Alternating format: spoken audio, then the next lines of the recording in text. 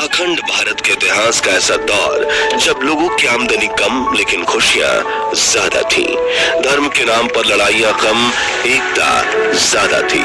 साधन और सुविधाएं कम, चेहरे पर मुस्कान ज्यादा थी और दिलों में हैवानियत का कोई नामो निशान नहीं था, बल्कि इंसानियत ज्यादा थी। इतिहास के इस दौर में कई सल्तनतें बनी और बिखरी। अंग्रेजों ने भी देश भर में जमकर अपने पैर पसारे।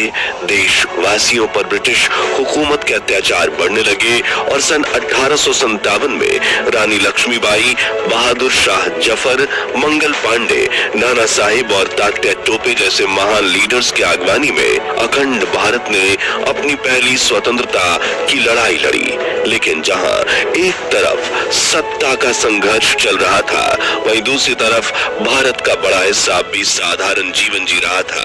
अंग्रेजों ने देश के इन गरीबों और किसानों का शोषण करके उनसे सब कुछ छीन लिया, मगर उनकी हिम्मत नहीं छीन पाए। लेकिन क्या आपने कभी सोचा है कि उस दौर में आम भारतीयों का जीवन कैसा था? उनका रहन सहन और पहनावा कैसा होता था? हमारे पूर्वज क्या काम किया करते थे? उस दौर में यातायात की सुविधाएं कैसी होती थी और महान साम्राज्यों के राजा अपने दरबार कैसे लगाते थे? अगर हाँ, तो आज का वीडियो खास आपके लिए है, क्योंकि आज हम आपको इतिहास में 150 से 200 साल पीछे ले जाएंगे और दिखाएंगे उस दौर की कुछ ऐसी दुर्लभ तस्वीरें और वीडियोज जो आपको एक अनोखा अनुभव महसूस कराएंगी। लेकिन उसके पहले हर भारतीय इस वीडियो को लाइक करके कमेंट बॉक्स में जय हिंद जरूर लिख दीजिए। व्यवहार, काम धंधा और रहन सहन। आजादी के बाद हम भारतीयों ने टेक्नोलॉजी सेक्टर में खूब प्रगति की है। भारत की आईटी कंपनियां दुनिया चलाती हैं, लेकिन 1800 के आसपास अखंड भारत में टेक्नोलॉजी का नामो निशान नहीं था। फिर भी हर भारतीय के जीवन में सुकून था। बात करने के लिए टेलीफोन नहीं था, लेकिन दिलों का कनेक्शन मजबूत था। सालों तक रिश्तेदारों से मिलना मुश्किल था, फिर भी अपनों के लिए दिलों में इज्जत और प्यार था। ना तो मुलायम गद्दे और ना ही मोटे कंबल थे, लेकिन लोग फर्श पर भी चैन की नींद सोते थे। उस दौर में खेती ही लोगों की रोजी रोटी थी और भारतीय किसान नील, कपास, अफीम, गेहूं और धान जैसी फसलें उगाते थे।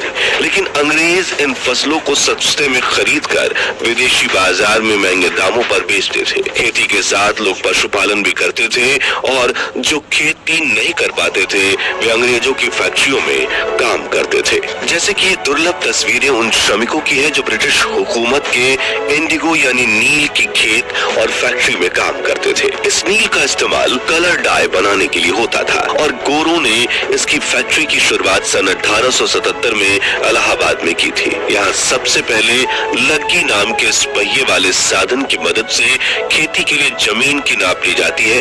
फिर जमीन खोदा जा रहा है और पौधे लगाए जा रहे हैं, जिसके बाद श्रमिक इन पौधों को काटकर फैक्ट्री में ले जाते हैं और खुद पानी में उतरकर अपने हाथों से फसल की कुटाई करते हैं।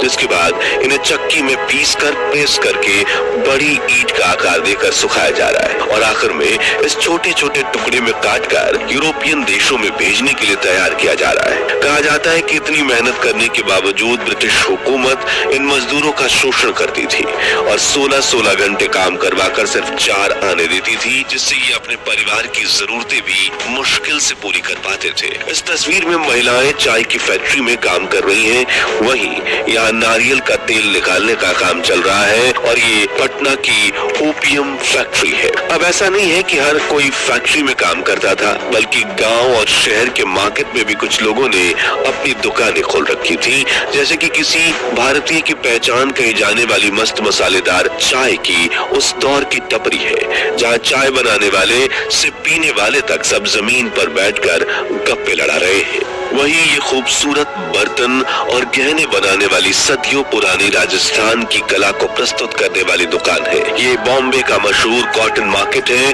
जबकि ये लाहौर का सब्जी मार्केट।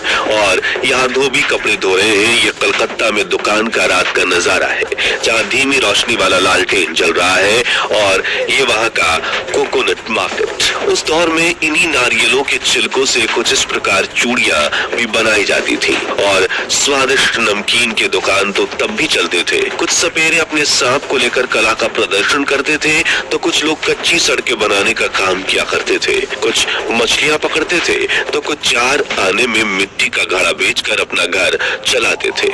नाई जमीन पर बिठाकर बिना आईने के ही बाल काटते थे। कुछ महिलाएं चरखा चलाती थी, तो कुछ चक्की पीसती थी। यातायात मित्रों, सन 1800 के दौर में यातायात के नाम पर देश में सिर्फ बैलगाड़ी, घोड़ागाड़ी, ऊंट और हाथी हुआ करते थे। लकड़ी और मिट्टी के पहियों से बनी बैलगाड़ी कुछ इस तरह दिखती थी।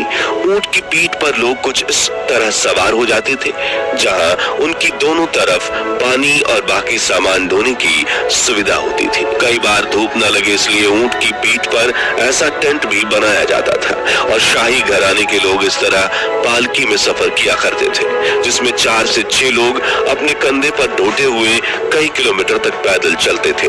उस वक्त ऐसे हाथ गाड़ी भी होते थे, जिसे चलाने वाले श्रमिक लोगों को बिठाकर पूरी ताकत से इस गाड़ी को खींचते हुए चलते थे। तपती धूप में बिना चप्पल के, शरीर पर आधे कपड़े ढककर ये सुबह से रात तक इस तरह हाथ गाड़ी खींचता करते थे। वही रॉयल फैमिली के नवाब अपने सफर के लिए हाथी का इस्तेमाल करते थे और आज आम इंसान अपनी 11 नंबर की गाड़ी पकड़कर यानी पैदल चलते हुए भी खुशी से कच्चे रास्ते, कांटेदार जंगल और खड़ी चट्टानों को पार कर लिया करते थे। गुलामी की जंजीरों में जकड़े भारत का दूसरा पहलू यानी शाही घरानों का जीवन। मित्रों, उस दौर में हमारी दुनिया भी कैमरों की तरह ब्लैक एंड व्हाइट हुआ करती थी। उस वक्त फोटोग्राफी के लिए बड़े बड़े कैमरे इस्तेमाल होते थे और एक तस्वीर खींचने में 10 से 15 मिनट लग जाते थे। चूंकि कैमरे महंगे होते थे, इसलिए फोटोग्राफी का शौक सिर्फ ब्रिटिश सरकार या भारतीय रियासतों तक ही सीमित था और वो अपने शासन काल की यादों को इतिहास के पन्नों में समेटने के लिए कई तस्वीरें खिंचवाया करते थे। जैसे कि ये तस्वीर त्रिपुरा के महाराज वीरचंद्र और उनकी पत्नी मोनो मोहिनी की है, जिसे 1880 में खींचा गया था। ये तस्वीर महारानी चिंकूबाई राजे सिंधिया की है। ये कूच बिहार के महाराज नृपेंद्र नारायण की तस्वीर है। ये जयपुर के महाराज सवाई माधव सिंह और उनके 2 बेटों की तस्वीर है। वहीं ये फोटो राजा रवि वर्मा और शेठ लक्ष्मण दास की है, जिसे 1890 में खींचा गया। चलिए अब कुछ दुर्लभ वीडियोस फुटेज देखते हैं जो भारत के राजाओं के साम्राज्य की एक झलक दिखाती है। जैसे कि इस फुटेज में जयपुर के राजा सवाई मान सिंह द्वितीय अपने सिंहासन पर आकर विराजमान होते हैं और एक बड़े कार्यक्रम की शुरुआत होती है, जिसका हिस्सा बनने ब्रिटिशर्स भी आए थे। सजे हुए हाथी घोड़े, रॉयल फैमिली के सर्वेंट्स की यूनिफॉर्म और परेड का दृश्य दिखाने वाले ये फुटेज वाकई में हर महान इतिहास की झलक दिखाते हैं। आपको बता दें कि मान सिंह द्वितीय कछवाहा वंश से संबंधित जयपुर के अंतिम शासक थे। उन्होंने 1922 से लेकर राज्य के भारत में विलय यानी 1949 तक शासन किया। अब इस रेयर फुटेज को देखिए, जिसे सन 1938 में अलवर में रिकॉर्ड किया गया, जब वहां राजा के दरबार लगने के बड़े कार्यक्रम को आयोजित किया गया था। उस वक्त अलवर के शासक महाराज सरतेज सिंह प्रभाकर थे, जो हाथियों की बड़ी रैली का हिस्सा बनकर पूरी शान शौकत के साथ अपने दरबार पहुंचते थे। उनके सैनिक सिर झुकाकर उन्हें प्रणाम करते हैं, फिर महाराज को राज तिलक लगाया जाता है और वो अपने सिंहासन पर विराजमान होते हैं।